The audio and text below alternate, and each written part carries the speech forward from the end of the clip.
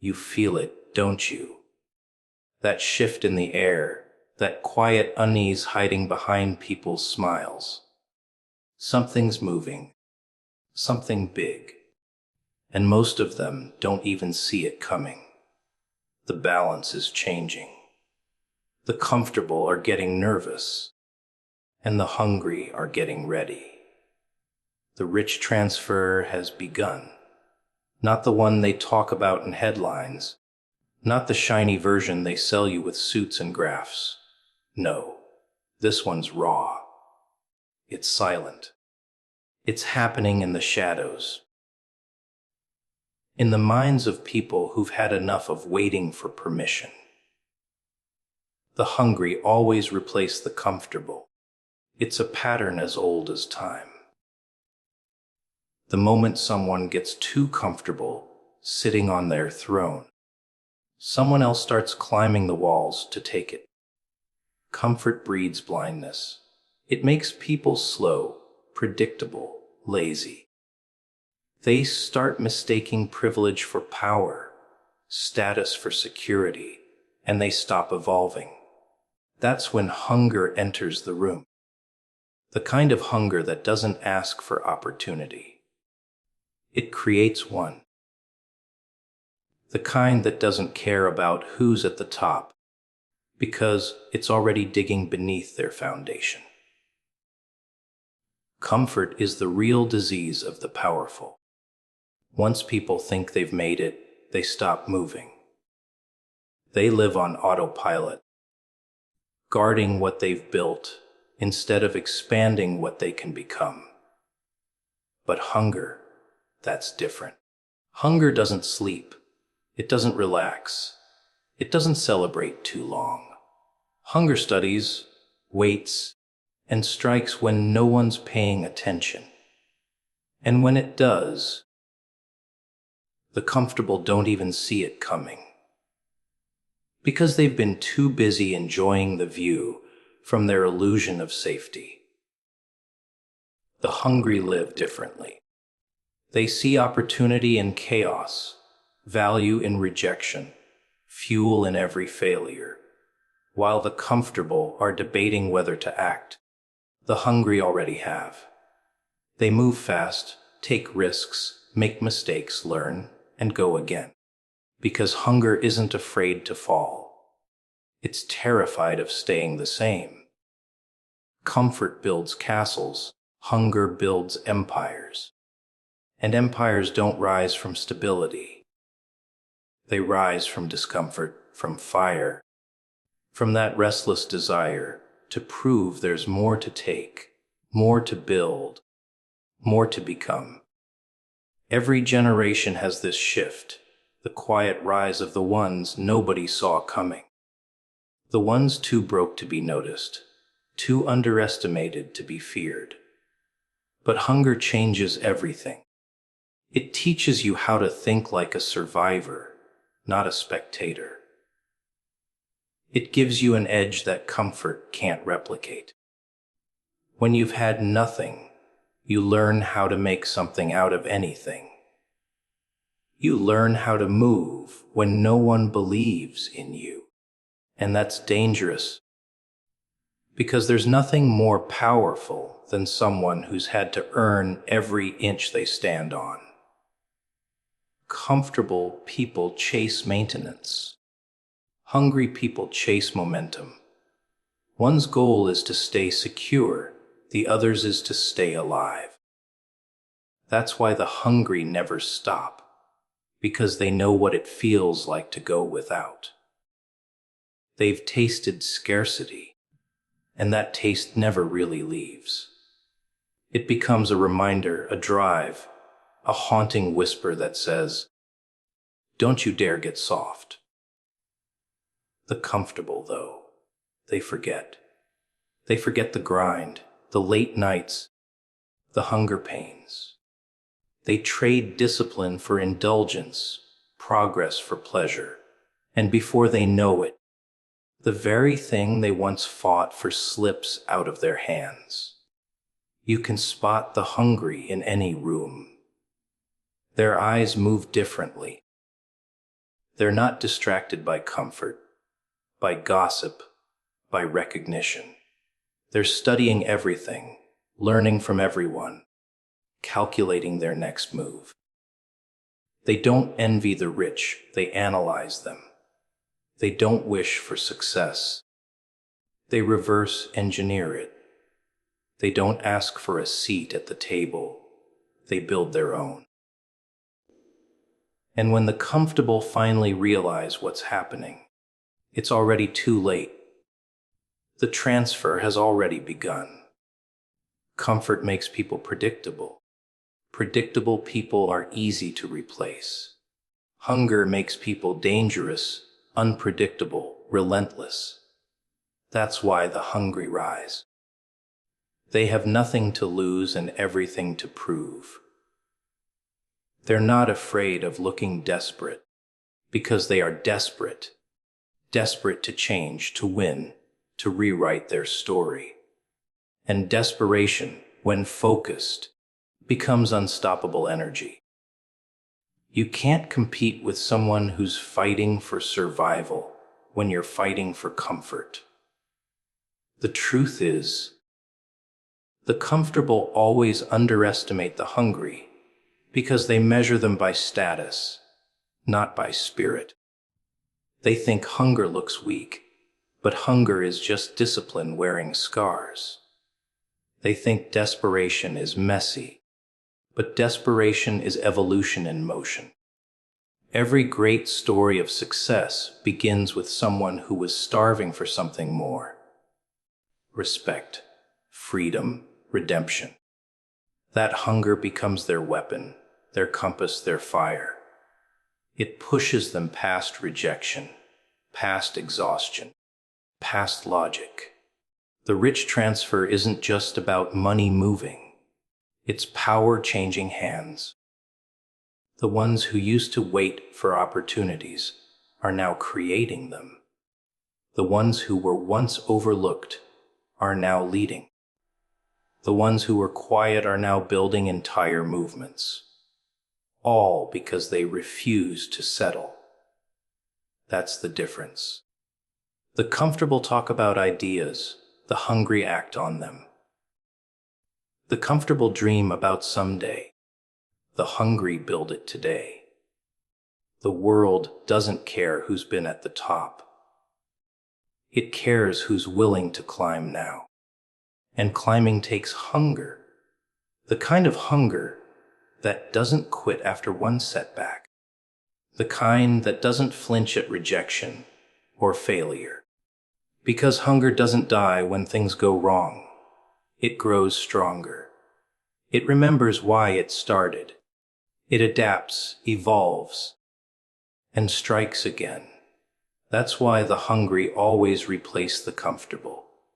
Because comfort dulls the senses, numbs ambition, and kills the drive to grow. Hunger sharpens, focuses, electrifies. It turns ordinary people into threats, into visionaries, into revolutionaries. Comfort builds walls to protect what it has. Hunger breaks them down to take what it deserves. The transfer has already started, and it's the hungry, not the comfortable, who are claiming what's next. Wealth follows energy, not excuses. Money doesn't chase talkers. It doesn't care about potential, promises, or plans that never leave the notebook. It moves toward action, toward momentum, toward people who make noise through results, not words. The universe has a strange rule. It rewards motion. You stay still, you lose. You move, even if you stumble, and it starts shifting things in your favor. Because wealth is alive. It flows where energy flows, and it abandons where stagnation lives. People love to complain about luck, timing, the economy, the system, all the things outside their control. But excuses are just energy leaks. Every second spent justifying failure could have been spent creating something that would have changed it. Excuses drain power, effort creates it. The ones who move, who try, who refuse to stop, they attract the flow, because energy recognizes energy. You don't need to be perfect to win, just persistent enough to stay in motion.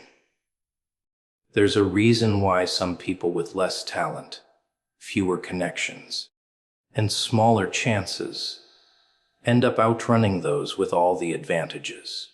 It's energy. They move differently. They don't wait for permission. They don't overthink every detail. They start where they are, with what they have, and make it count. The rich, the truly rich, not just in money but in mind, understand this. They treat energy like currency.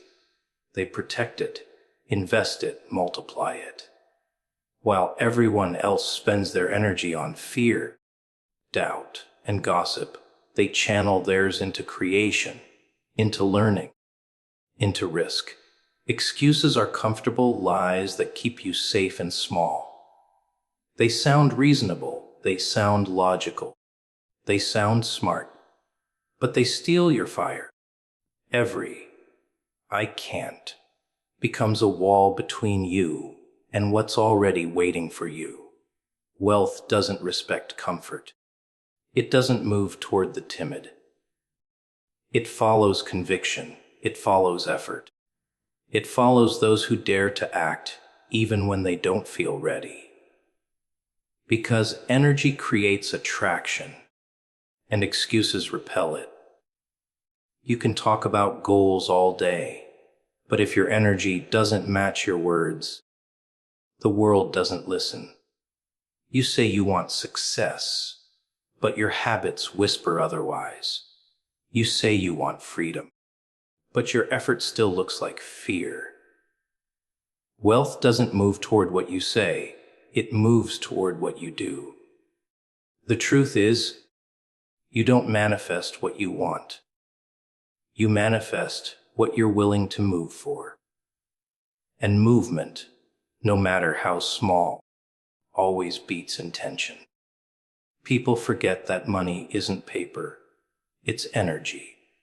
It's a reflection of movement, of impact, of value exchanged. The reason some people seem to attract wealth isn't luck, it's alignment. Their energy, their focus, their action, all pointed in one direction. No leaks, no distractions, no excuses. Meanwhile, others scatter their energy everywhere, complaining, comparing, waiting, and then they wonder why nothing sticks. Because energy, like wealth, needs direction. It doesn't stay where it's wasted. You can feel when someone has that energy, that presence that says, "I'm not waiting." They walk into a room differently. They speak differently. They make people believe in them. Not because of what they say, but because of how they move. That's magnetic energy. That's the kind that money follows. It's not arrogance. It's clarity. It's that electric sense of purpose that doesn't need approval to exist. You can't fake that. You earn it through repetition, failure, and relentless consistency. Excuses are the enemy of that energy. Every excuse you make robs you of movement. It takes your drive, your curiosity, your fire, and replaces it with self-pity. And self-pity doesn't attract wealth. It attracts stagnation. Because wealth isn't drawn to need. It's drawn to creation. The ones who win are the ones who keep building, even when it looks pointless. The ones who show up again after no one claps. The ones who stop asking, "Why me?" and start saying, "Watch me." There's a quiet truth people don't like to admit. You can't fool energy. You can pretend to work, pretend to care, pretend to hustle, but the results don't lie. Energy is honest. It gives back exactly what you give it. That's why some people seem to luck their way into success. Because behind that luck was consistent energy, focused on movement instead of excuses. When you realize wealth follows energy, you stop waiting for signs. You stop overanalyzing timing. You just start, messy, uncertain, imperfect, because momentum is stronger than motivation. You might not have all the answers, but the act of moving creates them. The world doesn't open for those who wait, it opens for those who walk. Energy is contagious. When you're in motion, people feel it. Opportunities notice it. Doors that were locked start to shift. Because everything around you is responding to your frequency. Complainers attract more problems. Creators attract more possibilities. It's not magic. It's physics. Energy expands where it's focused. You want more wealth. Then pour your energy into becoming more valuable, more disciplined, more daring. The transfer doesn't happen to the loudest. It happens to the most aligned. That's why the rich keep getting richer. Not because they're lucky, but because they understand flow. They keep their energy clean. They don't spend it blaming, arguing, or doubting. They spend it learning, deciding, and executing. They know that every excuse costs them something. Every delay, every doubt, every hesitation. It's a leak in the current.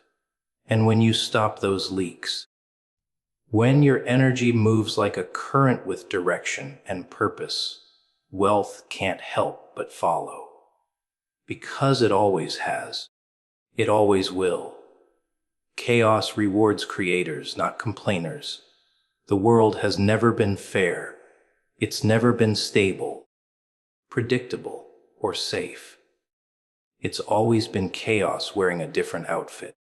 The difference between those who rise and those who vanish isn't luck. It's response. Chaos doesn't destroy everyone. It only destroys those who freeze. The rest, the ones who adapt, create, build, they thrive in it. Because chaos, as messy as it looks, is the birthplace of opportunity. When everything falls apart, everything becomes available. You see, most people panic when the system shakes. They cling to comfort, waiting for someone to fix it, someone to tell them it's okay to move again. But creators don't wait for calm. They build inside the storm. They use the noise as rhythm, the uncertainty as inspiration. While everyone else is shouting, they're constructing something new from the ruins. That's the secret. Chaos doesn't choose favorites. It rewards the ones who use it. Complainers see problems. Creators see patterns. The complainer points at what's broken and says, "Look what they did." The creator looks at the same mess and says, "Look what I can do." It's not optimism, it's awareness. Chaos is neutral. It's neither good nor bad. It's simply raw material waiting for direction. Complainers waste that material by feeding fear. Creators shape it into something valuable. A new system, a new idea, a new way to live. When the world gets loud, complainers get louder. They gather in groups, repeating the same misery, convincing each other that there's no way out. But creators, they go quiet. They disappear into their work. They use chaos like clay. molding, adjusting, experimenting. They don't deny the madness, they dance with it. Because they know chaos is just order that hasn't been rewritten yet. And those who can handle disorder without losing their vision always come out ahead. Complaining feels good. It's instant relief, instant validation, but it changes nothing. It's a drug for the powerless. Creation, though, that's uncomfortable. It demands focus, effort, belief when everyone else has given up. That's why so few do it. But that's also why those few end up leading. The world never remembers the ones who complained about the storm. Only the ones who learned how to sail through it. Chaos is the great equalizer. It doesn't care who you are, how much money you have, what degree hangs on your wall. It levels the field. Suddenly, everyone's uncertain, everyone's guessing, everyone's exposed. That's when true creativity shines, when structure collapses. The complainer mourns what's gone, the creator builds what's next, and that's where power transfers. That's how new leaders, new thinkers, new empires are born. From those who stopped mourning normal and started defining new. There's a strange kind of beauty in chaos. It reveals who's real and who's rehearsed. Some people only know how to function when everything's easy. They need plans, comfort, stability. But chaos doesn't care about your plans. It tests your instinct, your courage, your ability to move when nothing is certain. That's where creators thrive, in the confusion that terrifies everyone else. Because creation requires tension. Without it, there's no innovation, no progress, no greatness. Complaining is rooted in control, the desire to make the world fit your preferences. But chaos doesn't bend. You either adjust to it, or you drown in it.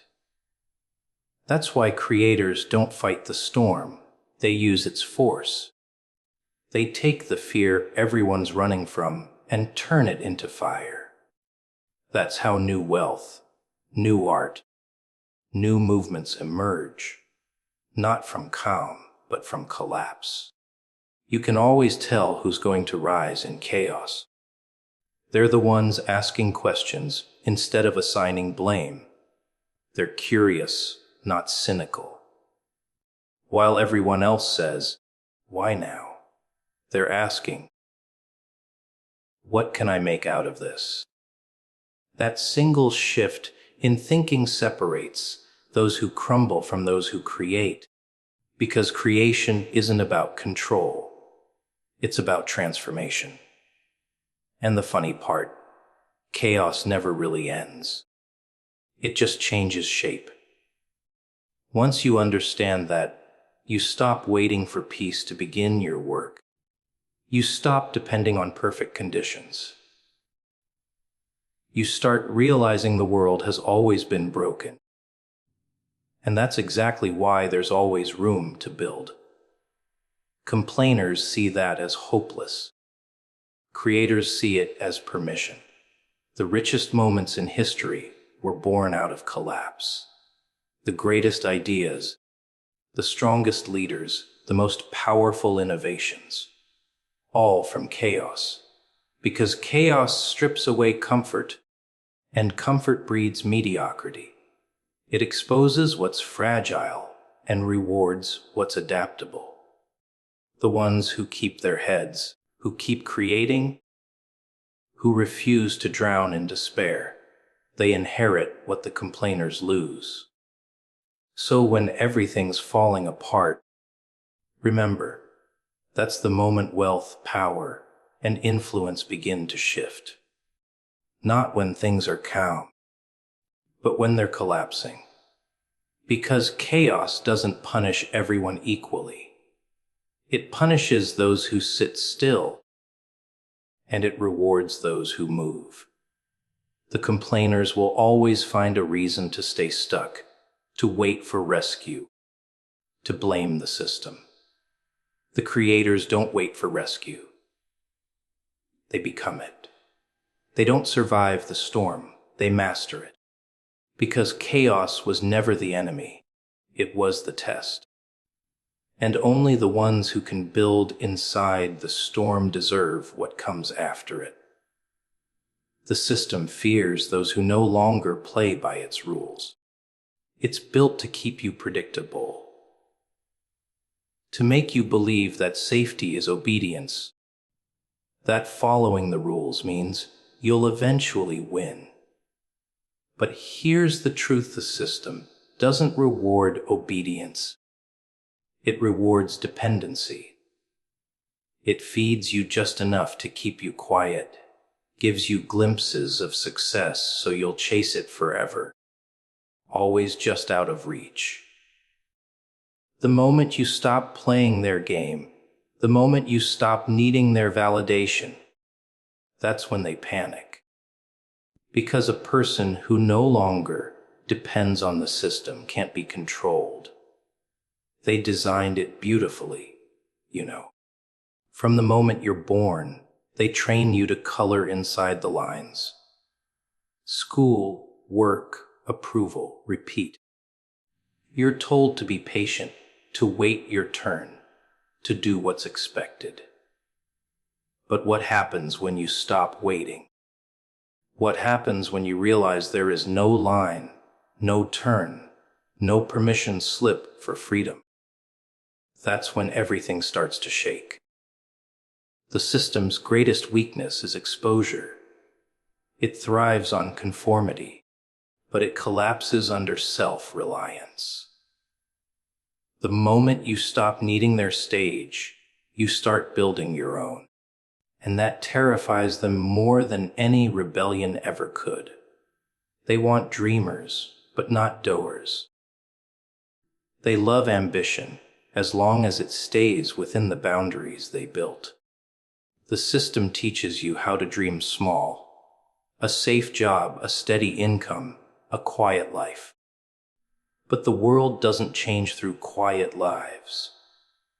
The world changes when someone dares to walk off the map. That's why they call it reckless, arrogant, unrealistic.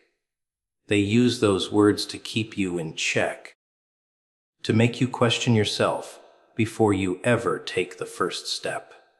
Because if you knew how powerful you actually were, their entire foundation would crumble overnight. Once you stop playing by their rules, you start to see how fake the game was.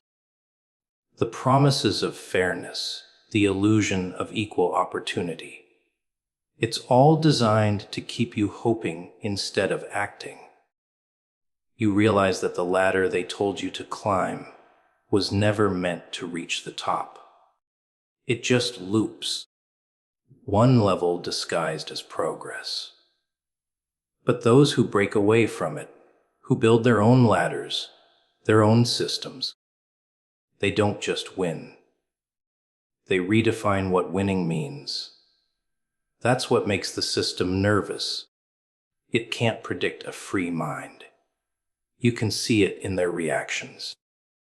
The moment someone refuses to comply, the system labels them a threat. Not because they're dangerous, but because they're unpredictable. Control only works on those who seek approval. When you stop chasing validation, when you stop needing permission to exist loudly, you become something the system can't process. You're not in the formula anymore. You become chaos to them. And chaos is something they can't contain. They keep everyone busy, distracted, tired. That's how they win. They feed you entertainment, conflict, comparison. Anything to make you forget you're being programmed. And most people never wake up from it. They think they're free because they can choose the color of their cage. But those who wake up, they stop choosing cages altogether. They start building worlds, empires, movements. And the system starts whispering, that one's dangerous, because one awakened mind can inspire 1,000 more. The system's power isn't real, it's borrowed. It only exists because people believe in it. The rules, the hierarchies, the institutions. They function on obedience, not truth. That's why the moment someone questions them with clarity, not anger, the cracks start to show. The system depends on your fear of losing what it gave you. But when you realize it never gave you anything real, just control disguised as comfort, you stop fearing loss. And a person who no longer fears loss is the most powerful kind of person there is. They want you predictable, because predictability can be monetized.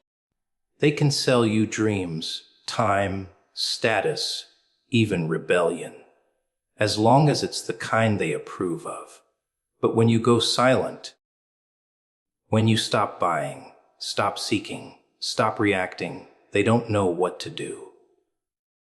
You break the rhythm of their control. You stop being a product and become a presence.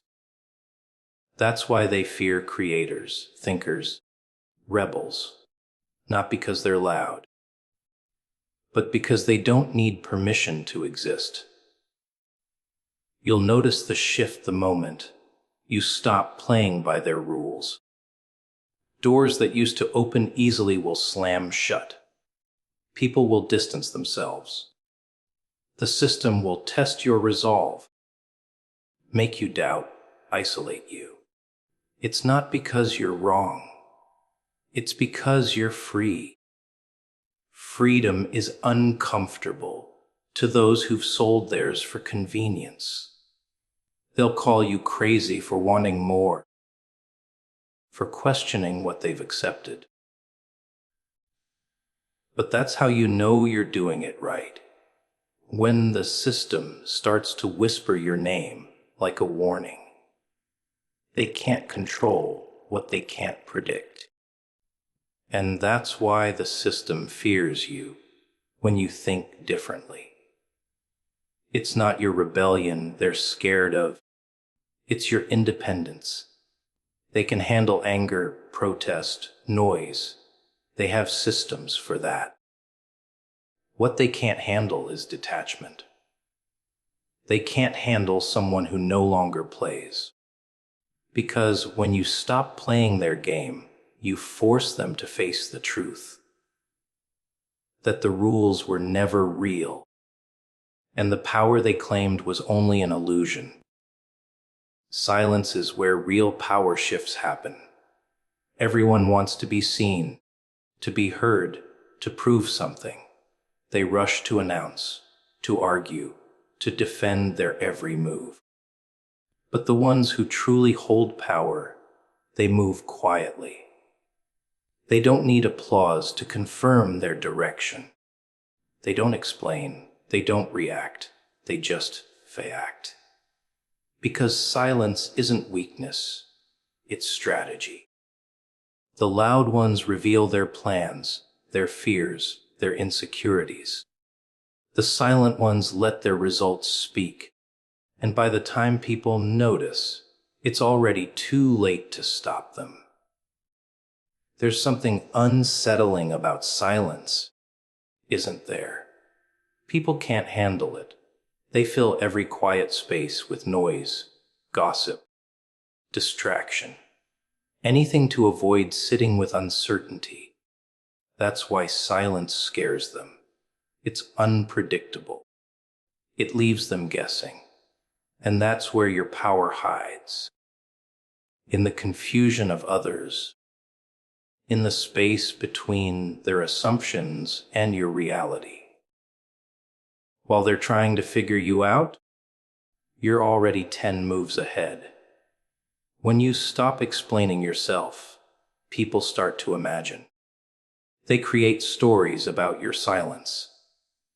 Some flattering, some cruel, but none of it matters. Because while they talk, you're building.